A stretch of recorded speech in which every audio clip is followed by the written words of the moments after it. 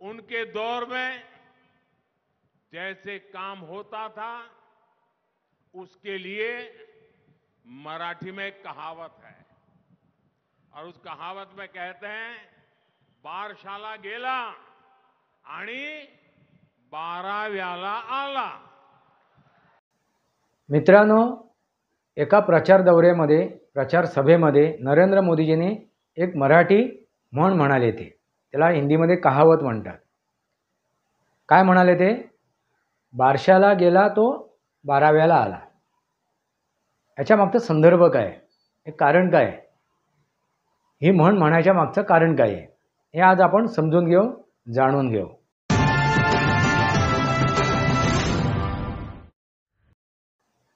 नमस्कार मित्रांनो, वास्तवावर बोलू काहीतरी या शृंखलेमध्ये पुन्हा एकदा आपलं स्वागत।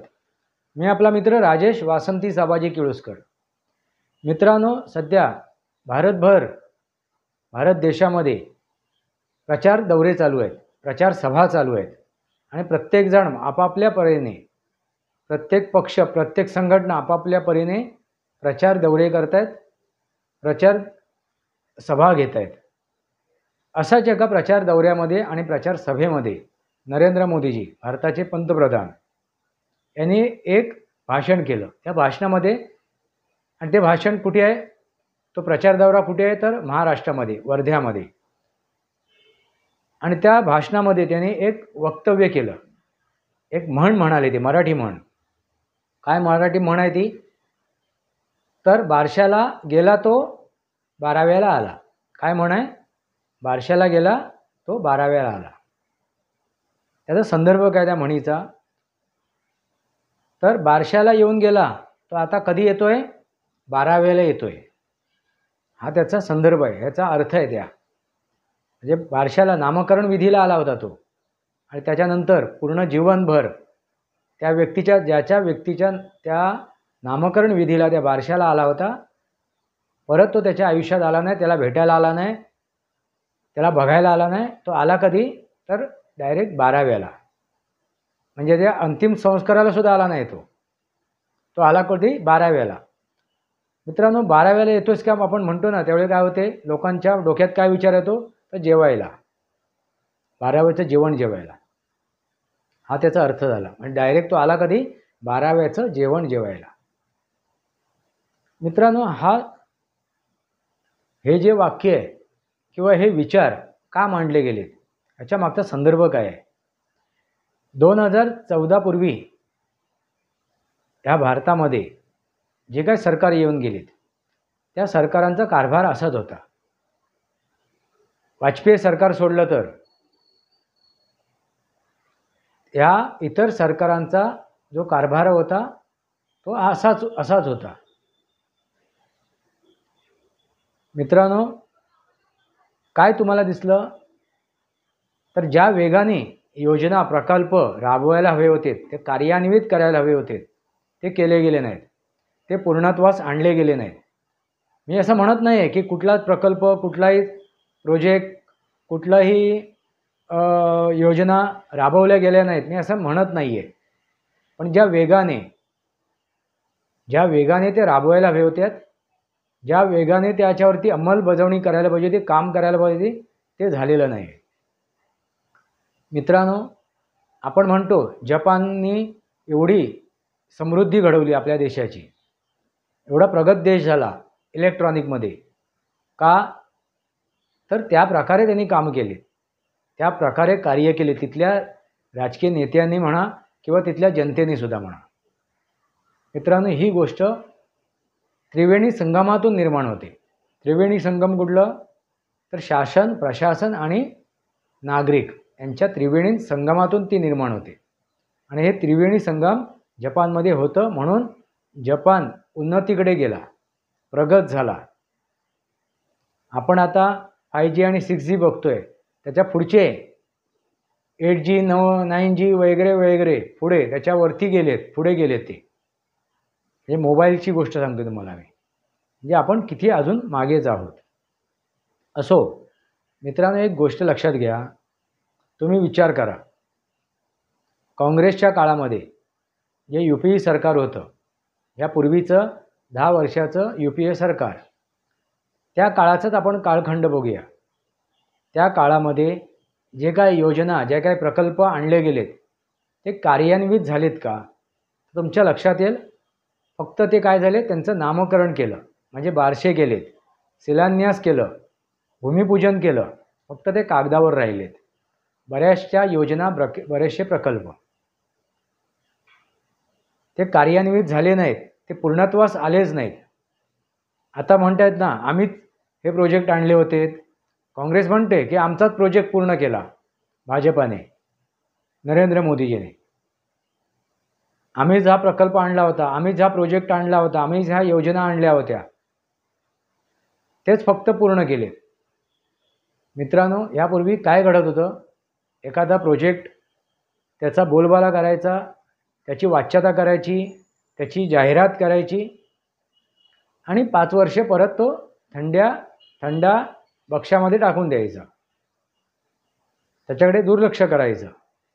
परत 5 वर्षे झालीत त्याची, म्हणजे लोकसभा निवडणूक आल्यात की त्या 5 वर्षाचा त्याच्यावरती चर्चा करायची, त्याचा शिलान्यास करायचं आणि ती लोकसभा निवडणूक झाली, सर्व झालं, निवडून आलेत की त्याच्यानंतर काय झालं, परत ते जैसे ते तैसाच. नंतर परत 5 वर्षानंतर निवडणुकीच्या पूर्वी परत त्याचं नवीन नामकरण व्हायचं, म्हणजे पहिलं जे सुरुवात केली होती त्याचं शिलान्यास झाला होता, त्याचं नामकरण केलं होतं, तिची तिथे हे केली होती, काय भूमिपूजन केलं होतं, ते सर्व पाण्यात गेलं. परत त्याला परत नव्याने त्याला नामकरण देणार, परत त्याचं बारसं होणार. याचा अर्थ काय झाला की त्याचं अस्थिविसर्जन झाली, त्याची अंत्यविधी झालेली आहे, त्याचं 12व्याचं जेवण जेवलेले आहेत हे, आणि परत बारशाला सुरुवात केली त्याने, परत त्याची नामकरण विधी सुरू केली, परत पुढच्या 5 वर्षासाठी. मित्रांनो, लक्षात आलं का? त्या 5 वर्षाच्या कालावधीत काय झालं, निवडणुकीपूर्वी त्याचा शिलान्यास झाला, त्याचं भूमिपूजन झालं, निवडणुका झाल्यानंतर ते जैसे ते तैसंच राहिलं. परत निवडणुका आल्यानंतर ती योजना, त्याचं बारसं केलं होतं, त्याचा शिलान्यास केला होता, त्याच योजनेचं परत नव्याने नाव ठेवलं गेलं, म्हणजे त्या योजनेचा अंतिम संस्कार केला, त्याचं 12व्याचं जेवण जेवलेत, परत त्या योजनेला परत नामकरण केलं. मित्रांनो, लक्षात आलं का? हेच घडत गेलं, म्हणजे ते कार्यान्वित झाले नाहीत, ते कधीही योजना पूर्णत्वास आल्याच नाहीत, असे बऱ्याचशा योजना. आणि हे मान्य केलं आहे कोणी, काँग्रेसने, की आम्ही हे योजना आणल्या होत्या, आम्ही हे प्रकल्प आणले होते, आम्ही हे प्रोजेक्ट आणले होते, आणि तेच नरेंद्र मोदीजी, भारतीय जनता पार्टी हेच प्रोजेक्ट, हे प्रकल्प पूर्ण करते आणि आपल्या पाट्या लावते. मित्रांनो, जर तुम्ही आणले होते तर तुम्ही वेळेवरती तुमच्या कालावधीमध्ये ते का पूर्ण नाही केलेत? का नाही त्यांना कागदावरून त्यांना जमिनीवरती उतरवलं? का नाही त्याच्यातून त्या परिपूर्ण करण्यासाठी प्रयत्न केलेत? ते परिपूर्ण का नाही केलेत तुम्ही? हा माझा त्यांना सवाल आहे. मित्रांनो, लक्षात आलं का? काय घडत होतं? फक्त शिलान्यास करणं, फक्त भूमिपूजन करणं, आणि तेच आता या मोदी सरकारने 2014 पासून काय केले, एक एक योजना अंमलात आणल्या, एक एक योजना परिपूर्ण केल्या, म्हणजे ज्याचं शिलान्यास केलं त्याचं लोकार्पणसुद्धा केलं. अशा बऱ्याचशा योजना आहेत, बरेचसे प्रकल्प आहेत. आता नुकतंच महाराष्ट्रामध्ये एक आघाडी सरकार होतं, 2.5 वर्ष ते राबवलं गेलं. त्याचे मुख्यमंत्री कोण होते? तर उद्धव ठाकरे. या उद्धव ठाकरेंनी काय केलं, पूर्वी ज्या योजना आणल्या होत्या, यावेळी ते सुद्धा त्या सरकारमध्ये सामील होते. देवेंद्र फडणवीस या सरकारमध्ये त्यांचा पक्षसुद्धा सामील होता. असं दोघांनी संगमताने एका विचाराने ते प्रोजेक्ट आणले होते, राबवले होते, निर्माण केले होते का ते कार्यान्वित न करता त्यांनी त्यांना स्टे आणलं, ते थांबवले गेलेत. मित्रांनो लक्षात घ्या, ते रखडवलेत. म्हणजे हे एक आघाडी सरकारचं मी एक कुकर्म सांगतोय. म्हणजे जे अर्धवट देवेंद्र फडणवीस यांच्या काळामध्ये जे अर्धवट राहिलेले प्रोजेक्ट होते किंवा सुरुवात केलेले प्रोजेक्ट होते ते मग ह्या सरकारने परिपूर्ण करायला पाहिजे होते, ते कार्यान्वित करायला पाहिजे होते, ते पूर्णत्वास आणून लोकार्पण करायला पाहिजे होतं ते. पण तसं घडलेलं नाही मित्रांनो. हीच गोष्ट निदर्शनात आणून देत आहेत नरेंद्र मोदी की जो बारशाला गेला, बारशाला येऊन गेला, तो आता कधी आलाय? 12व्याला आलाय, 12वेचं जेवण जेवायला. म्हणजे त्याचा अंतिम संस्कार करून 12व्याचं जेवण जेवायला आलाय. ही परिस्थिती या आघाडी सरकारची होती, पूर्वी काँग्रेस सरकारची होती. मित्रांनो लक्षात आलं का? ही लक्षात घेण्यासारखी गोष्ट काय माहिती आहे मित्रांनो, आणि ह्याला कारण काय आहे? आता हे काय म्हणतायत? संविधान बचाव, लोकतंत्र बचाव. मित्रांनो लोकतंत्र संविधान कोण वाचवू शकतो का? कोण वाचवू शकतो तुम्हाला माहिती आहे का? लोकतंत्र संविधान फक्त या देशाचा राजा वाचवू शकतो. तो राजा कोण आहे? ज्याच्यासाठी हे लोकतंत्र आणि हे संविधान तयार केलेलं आहे. तो राजा कोण आहे? तर ती जनता, त्या देशाची जनता, त्या देशाचा नागरिक. ज्या देशामध्ये लोकशाही नांदते त्या देशाचा नागरिक, ती जनता, हा राजा आहे. ते लोकतंत्र आणि हे संविधान वाचवू शकतो. मग हे संविधान लोकतंत्र वाचवण्यासाठी काय बघायला पाहिजे त्यांनी? तो चाणाक्ष राहायला पाहिजे, तो सुज्ञ राहायला पाहिजे, तो जागृत राहायला पाहिजे. नक्की कोण काय करतोय? नक्की फक्त भूलथापा देतोय एखादी व्यक्ती की ती एखादा कार्य सांगते ती त्याप्रमाणे करते का? ते कार्यान्वित करते का? ते पूर्णत्वास नेते का?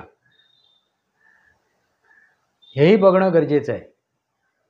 तुम्हाला दिसून येईल गेल्या या 10 वर्षात, म्हणजे 2014 ते 19 ते आता 24 या कालावधीमध्ये केंद्र सरकारने जी आपल्यासमोर योजना ठेवल्या, प्रोजेक्ट आणलेत, प्रकल्प आणलेत, त्या प्रत्येक बऱ्याचशा प्रोजेक्टला त्यांनी त्याला काय दिलं? त्यांनी कार्यान्वित केलेत, ते पूर्णत्वास आणलेत, ते लोकार्पण केलेत.